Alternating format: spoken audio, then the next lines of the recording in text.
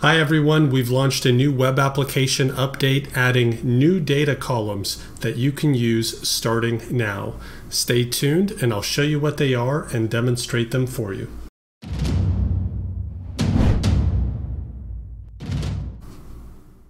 Welcome back guys. To check out the new columns, simply open up any list and click into Column Chooser. And you'll notice if you scroll to the bottom, we now have brand, manufacturer, model, buy box contention, parent ASIN, and part number that have been added, but they are not selected by default. So all you have to do to show these data columns is select these checkboxes. And what that will do is it will add these new columns to the end of your spreadsheet right here.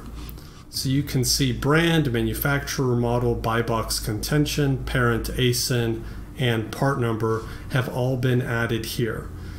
Now, if you don't want your data displayed at the end of the sheet like this, that's not a problem. You can move stuff around and put it exactly where you want it. And when you organize your columns the way you want them, I recommend that you save it as a grid view so that way you can access it, access your view at any time with one click. I've already created a view just to demonstrate for you here. I created a view called New Fields 1, and you'll see that I put my parent ASIN over here. I've got my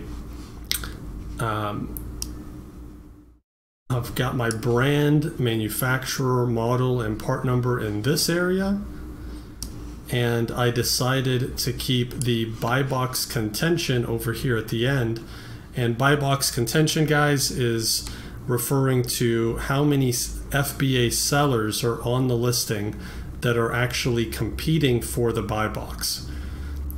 And we can look and see, for example, on this listing, there are 2 FBA offers, but only one of them is really competing for the buy box because of the price differential. So this can be a valuable data column, especially if you're trying to calculate your share of estimated sales for a listing. So I hope you guys like these new columns.